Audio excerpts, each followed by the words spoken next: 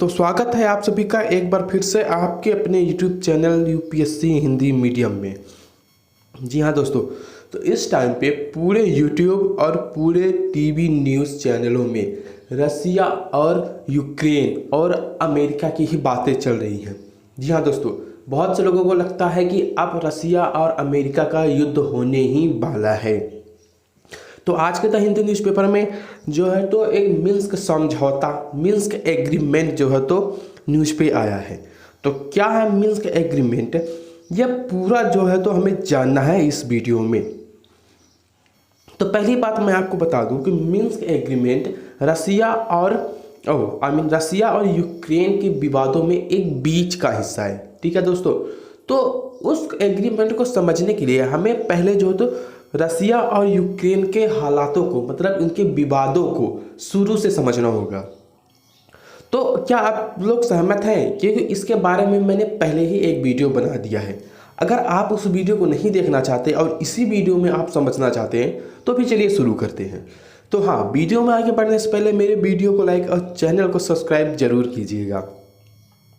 तो हम इसके बैकग्राउंड की बात कर लेते हैं। तो यूक्रेन पहले जो है तो रसिया का ही हिस्सा था। यह रसिया का जो है तो एक राजनीतिक, रणनीतिक, आर्थिक एवं सांस्कृतिक रूप से रसिया का एक बहुत बड़ा भाग था। कौन सा? यूक्रेन। लेकिन जब यह अलग हो गया तो रसिया को इससे बहुत बड़ा झटका लगा। जी हाँ दोस्तों, अब आप ही सोचिए, मतलब कि अगर भारत से कश्मीर अलग हो जाए तो भारत और भारतीयों को कैसा फील होगा। ऐसे ही हम यूक्रेन को हम मान लेते हैं, ठीक है, कि मतलब कि यूक्रेन को आप जो तो गूगल में भी आप फोटो सर्च करके आप देख सकते हो कि वो एक अच्छा और एक डेवलपिंग जो है कंट्रीज है इस टाइम पे। उस टाइम पे जब वो रसिया का हिस्सा था तो वह एक रसिया का जो तो सांस्कृतिक, आर्थिक और रणनीतिक रूप से जो है तो महत्वपूर्ण था। रणनीतिक रूप से क्यों? क्योंकि उससे जो है तो रसिया जो है तो यूक्रेन के माध्यम से यूरोपीय यूनियन के देशों से जुड़ता था। ठीक है, तो ये रहा जो है तो रसिया का यूक्रेन का इम्पोर्टेंस रसिया के लिए। ठीक है, कि यूक्रेन जो है तो रसिया के लिए क्यों जो है तो इतना इम्पोर्टेंट है। और रसिया जो है तो बात बात पर, मतलब कि अगर पूरी दुनिया रसिया के खिलाफ है यूक्रेन के चक्कर में, लेकिन रसिया जो है तो यूक्रेन को लेने के लिए तुला हुआ है। तो जब से यूक्रेन जो है तो सोवियत संघ से अलग हुआ है, रूस और पश्चिम दोनों ने इस क्षेत्र में अपना संतुलन बनाने के लिए जो तो एड़ी चोटी लगा दी है। ठीक है, मतलब कि उधर यूरोपीय यूनियन चाहते हैं कि यूक्रेन नाटो का हिस्सा बन जाए और रसिया चाहता है वो फिर से सोवियत संघ का हिस्सा बन जाए। ठीक है, और अमेरिका भी इसमें जो है तो अपनी दाद दबाने बैठा हुआ है कि नहीं, यूक्रेन जो है तो रसिया से अलग ही रहेगा और उसे जो है तो नाटो का मेंबर बना दिया जाए। नाटो का मेंबर बनने से एक फ़ायदा है कि अगर आप एक देश पर, नाटो के एक सदस्य पे हमला करोगे तो मतलब इसका होगा कि आपने नाटो के सभी सदस्यों पर हमला किया। इसे सभी सदस्य जो है तो नाटो के जो है तो मिलके आपका मुकाबला करेंगे।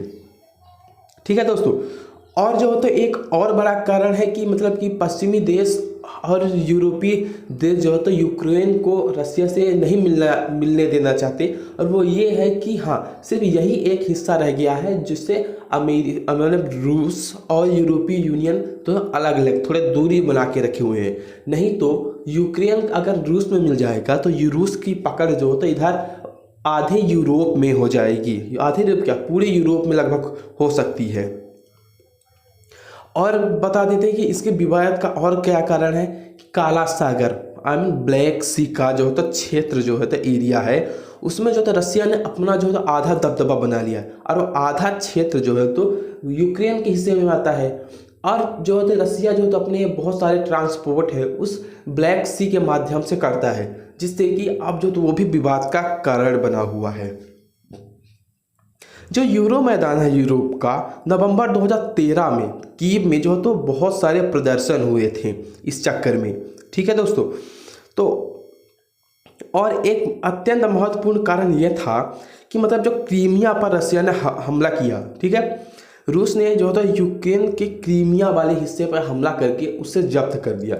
ये जो था एक बहुत बड़ा कारण था जिससे संपूर्ण दुनिया, मतलब कि पूरे देश जो है तो चाहे अमेरिका हो चाहे यूरोपीय यूनियन हो, वो सब जो है तो क्रीमिया के हमले के कारण जो है तो क्रीमिया में हमले के कारण जो है तो रूस से जो है तो क्रोधित है, मतलब गुस्सा है, ठीक है। जिससे वे जो तो अब और रूस को बात बात पे वार्निंग देते जा रहे हैं। रूस ने इस तरह के एक कदम को रेड लाइन घोषित कर दिया है और अमेरिका के नेतृत्व वाले सैन्य गठबंधनों तक इसकी पहुंच के परिणामों के बारे में चिंतित है, ठीक है। काला सागर जैसे हो गया, बुल्गारिया, जॉर्जिया, रोमानिया, रूस, तुर्की, यूक्रेन से घिरा हुआ है। ये सभी जो है नाटो के देश हैं। काला सागर जो होता है इन चारों देशों से इन सभी देशों से घिरा हुआ है और रूस इन देशों के मतलब इस काला सागर के माध्यम से इन देशों तक अपनी पकड़ जो है तो बनाता है, ठीक है। अब हम यहीं पे बात कर लेते हैं मिन्स्क समझौते के बारे में। अब आपका मिन्स्क समझौता जो होता आ गया है। तो मिन्स्क समझौते 2 बार हुए हैं। पहला मिन्स्क समझौता जो है तो सितंबर 2014 में बेलारूस की राजधानी में जो तो हुआ था, ठीक है। इसमें जो तो 12 सूत्री समझौता हुआ था, 12 सूत्री युद्ध विराम समझौता हुआ था। कहाँ? बेलारूस की राजधानी मिन्स्क में 2014 में, ठीक है। यूक्रेन और रूसी जो तो अलगाववादियों ने इसमें समझौता किया था। इसके प्रावधानों में जो तो क्या क्या वर्णन था कि जैसे कि जो एक दूसरे के देशों में जो कैदियों का गिरफ्तार हो गए थे, जैसे कि कुछ यूक्रेन वालों को रूस ने गिरफ्तार किया था तो कुछ रूस वालों को यूक्रेन ने गिरफ्तार किया था। तो इन दोनों का जो था आदान प्रदान हो गया, छूट गए ये दोनों, ठीक है। और जो है तो जो हथियारों का जो तो लौटा हो गया, मतलब कि बहुत से हथियार जब्त कर लिए थे यूक्रेन ने, बहुत से हथियार जब्त कर लिए थे रूस ने, तो दोनों वापस लौटा दिए गए, ठीक है। डिलीवरी हो गई और शांति जो है तो स्थापित हो गई थी लगभग, किंतु भैया बहुत दिन तक नहीं चला और ये शीघ्र ही टूट गया। बताइए 2014 में आता और 2014 में टूट भी गया।